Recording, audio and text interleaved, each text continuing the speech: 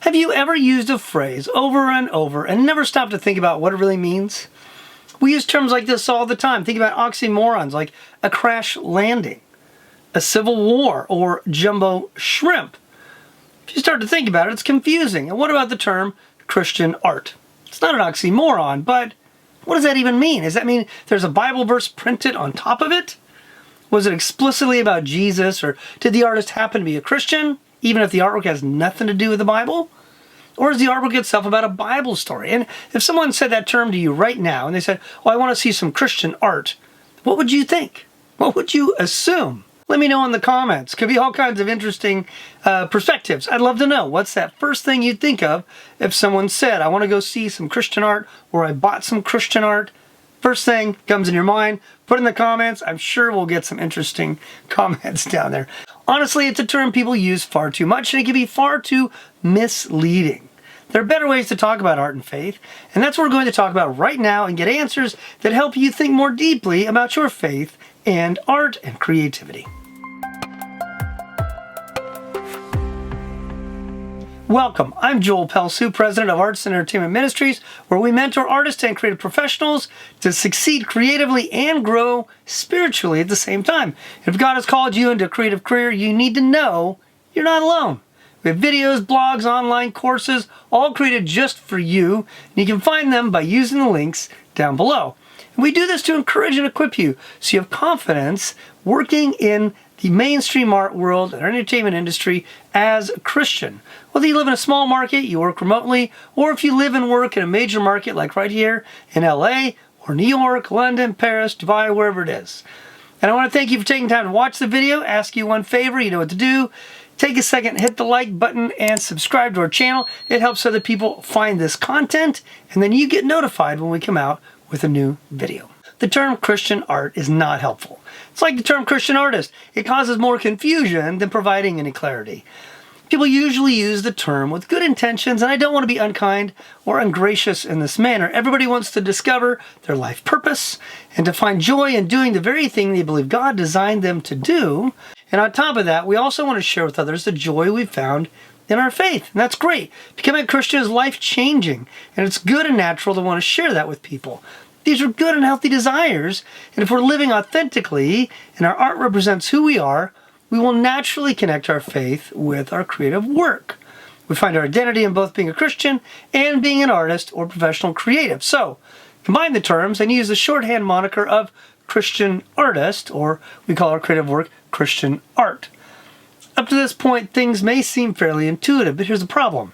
It's often a distracting term in the mainstream art world or entertainment industry. In fact, it makes no sense to your Jewish friends, your Muslim friends, atheist or agnostic colleagues. Some of them are afraid of religion or hostile to religion. Often their art professors have only described Christians as the people who protest great art and squash creativity. Using the term Christian right away may only close doors professionally in the mainstream art world and the entertainment industry. The other problem can be that it's a confusing term. People don't know how these two terms intersect, so they assume one is primary and the other is an afterthought. So they wonder if you're a Christian who just wants to evangelize, and you do a little art, but they also wonder, are you a serious artist who has a little religion in your life? See, our culture is getting more post-Christian by the year, and this means many people have seen very few examples of a passionate Christian who is also an amazing artist. Unless, of course, they're looking at examples from centuries ago, from Johann Sebastian Bach to Rembrandt or Van Gogh. Those are fine, but people living today that went to their art school and got their MFA at Yale or Cal Arts or went to USC for cinema, whatever it is, that's harder to come by. See, art historians have some great examples, but contemporary art schools don't even talk about faith, much less consider it a legitimate aspect of an artist's life for us to discuss. It's true in film, popular music, fine art, and in so many other kinds of art. So, calling yourself a Christian artist or calling your work Christian art will more likely alienate you from the mainstream culture rather than being a term that helps them understand who you are and what your art is about. And if your audience is all Christians, it might work, but I would ask you if the term really is that helpful. If your audience is all Christian, maybe you can use that term to say, look, I'm one of you and my artwork is for you. But still, it's problematic. Is it explicitly Christian? Does it have a verse on it? Is it about Jesus? Or does it just mean you're a Christian and it came from your heart, even though it could have nothing to do with the Bible? What does it really mean? And is that term helpful? Let me know in the comments down below. But with that in mind, let's break this concept down. If you're a Christian, that term describes your faith and how you live your life. If you're an artist, that term describes your field of gifting and expertise. Your faith should inform the art you create, but it does not define it. See, the real problem is that we put these two words, Christian art, together, and they present expectations which the Bible doesn't even meet. Consider just a few factors. First, does Christian art need to be work that explicitly mentions God? Some may think it does. The problem is, even the book of Esther in the Bible doesn't do that. So to expect all Christians to make explicitly religious artwork would be adding rules and expectations that the Bible doesn't even meet. It's very dangerous. The principle we see in Scripture is this: our faith does not need to be explicit in all parts of our life. We shouldn't be hypocrites or compromising, but we don't need to be explicit in every area. Second, does Christian art refer to artwork which is explicitly evangelistic? It's been a strong history of this last century, but the problem is if you read passages like Psalm 19 about the heavens declaring His glory, you see even the heavens declare the glory of God, and yet God's own artwork of creation wouldn't qualify as evangelistic. Some might call it pre-evangelistic, but there's no gospel message on them. And we can't find John 3:16 written on the rocks or the trees or the animals. There isn't an explicit message about Jesus and how to be saved in God's creation. But He made it and did not feel compelled to do any of those things. So the principle here is our art does not need to be evangelistic to honor God. There may be a temptation to label what you do as Christian, but consider this. Is the way we eat and sleep Christian? Is the way we change diapers Christian? Or consider this. When you need a surgeon, you don't ask for a Christian surgeon. You ask for someone who's properly educated, board certified, with no malpractice issues, right? Only a fool would prefer a surgeon who professes to be a Christian but failed the board exam, or never graduated from med school, or has multiple malpractice lawsuits. You see, being a Christian does not somehow mysteriously make you a better surgeon or a better artist. Hans Ruckmacher made this point well in his book, Modern Art and the Death of a Culture.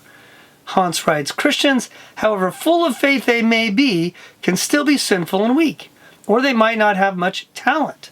On the other hand, a non-Christian can make a thing of beauty a joy forever. So work of art is not good when we know that the artist was a Christian. It is good when we perceive it to be good. And consider even this. Does God need a Christian artist in order to speak to His people?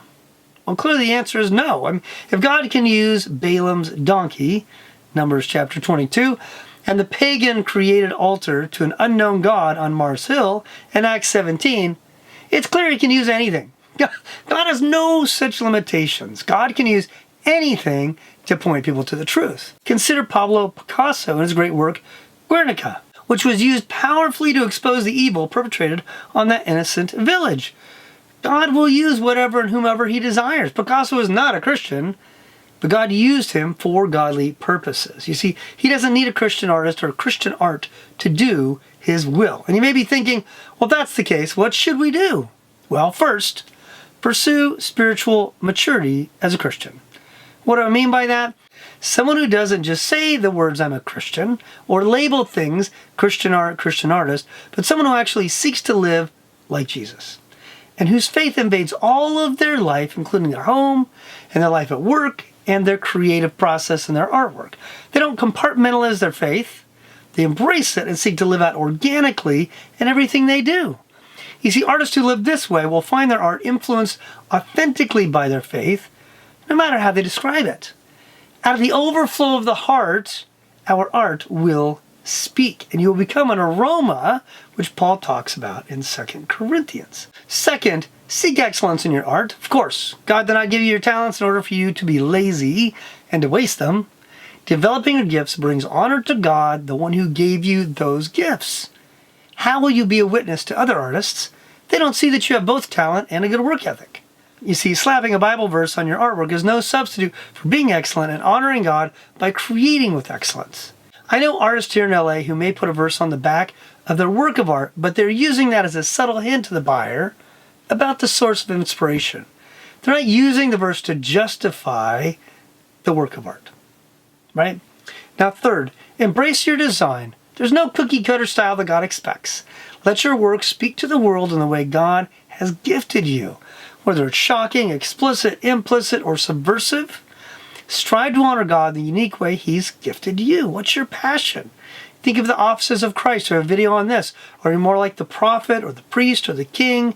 Are you more therapeutic or proclaiming truth or bringing order and explaining things? Where does that fit? All of those are valuable in the body of Christ. So strive to honor God in the unique way He has gifted you. And think carefully about your audience and how God can use your gifting and style to speak to them. Then go create with passion and love your audience. Fourth, know your audience. If you're making art for a church, you can be very explicit and use well-known symbols and metaphors from the Bible. But if you're making art in the mainstream culture for atheists and people are skeptical of the gospel, you may need to be more nuanced. In that case, you need to adopt a missional or incarnational approach. And what do I mean by that? Well, what I mean is that you need to imitate the way Christ reached out to His world, entering into their world, looking through their viewpoint, and addressing what is important to them. How can you reach your audience if you don't know them and don't care deeply for them? Think about the parables that Jesus spoke. He talked about sowing seeds and about shepherds, things they understand, because He knew them and He loved them. You can't reach people if you don't love them first before you try to engage them through your art. So find a metaphor that will speak in a fresh way to your audience, a new parable that you might imagine Jesus using today. Fifth, don't confuse art with propaganda. If you're focused on a particular message, trying to evangelize your audience or something, you're making propaganda, not art. And that may require knowledge of design and art and great excellence, but your goal is quite different. You see, propaganda traffics in more shallow or cliche and obvious ideas, and it leaves very little room for interpretation for the audience or the patron. Art, on the other hand, invites deeper thought and reflection. If you're serious about your art, you need to resist the temptation to just create propaganda, things that are obvious. Besides, the art of subversive storytelling is more powerful than propaganda in changing people's minds. And if you want to learn more about this, check out our video on how art is not propaganda. I'll put a link down below. But what is the real cost of using the term Christian art? Well, it depends. Whether you're marketing in the Christian subculture or in the mainstream culture. And to be honest, if you're making art inside the Christian subculture and you use the term Christian art, sometimes it tends to lower the bar of excellence under the guise of ministry. And people will support you by your work because it's ministry, not because it's great art. And that's not really what we want to be doing. People may buy your art because of your faith, not because it's great art. And in some cases, it becomes a gimmick. People make Christian art little crosses. They buy it because it's a cross or a Bible verse, not because it's exceptional art. And if we're loving God with all our heart, mind, soul, and strength, and we are artists, and we're to be pushing ourselves to be the best, the most excellent at what we do, not grabbing the cheapest, easiest way to get people to buy a little trinket or a painting that we put a verse on. That's not an artist. You're just making widgets and cheap art, and you're tending toward the side of kitsch rather than using your gift for all that God called you to use it for. And this is one step above your Aunt Miriam buying your artwork simply because she loves you, and not because she loves the artwork. The history of contemporary Christian music has experienced this for decades. Long time ago, there was a time when they would predict an album's success by how many times the name Jesus was sung on the album. I kid you not. The problem is that the focus became something other than craft, authenticity, effective communication, or creativity. Now, those things were important to some degree, but it was so focused on, is the name Jesus in there, that it lowers the bar of excellence instead of raising the bar for art made by believers. On the other hand, if you're working in the mainstream and you call your work Christian art, it only serves to alienate you from the people who you're called to reach. There's no quicker way to make an art studio or film set awkward than to announce you're a Christian to people who never asked and don't really want to know. They don't want to know about your faith until they see the love of Christ in the way you treat people and excellence in your work that comes from honoring the one who gave you those gifts. Either way, the term is not helpful in becoming salt and light where you live and work. And if you want to communicate the connection between your faith and your art, you may want to say something like you are an artist of faith. Sometimes it is best to simply say you're an artist and let your faith become part of the conversation at a later time. Let your character and love for others shine and attract them to you. And then they start to ask, what is the hope that lies within you? Why are you so loving? Why are you different than other people on the set? You're not just about fame. You're not just about money. You're not all egotistic about how great you are as an artist. How are you this way? What's so unique about you? Now they see Christ in you and they're asking, and you can share. And that's often the best way to do it. Then people are drawn to you. Now consider how Jesus himself loved people and let them figure out who he was later on. He didn't start talking to the woman at the well by announcing, I'm the Messiah. No, he loved her. He loved people. He healed people. He engaged their doubts and questions. He knew exactly who he was, but he didn't feel the need to broadcast to everyone what his identity was. When in doubt, it's often best to go back to the basics. Let's simply imitate Christ. Let go on the emphasis of labels like Christian artist or Christian art and focus on loving God, loving others, and creating great art. Let's just make art that moves, inspires, and engages our audience powerfully.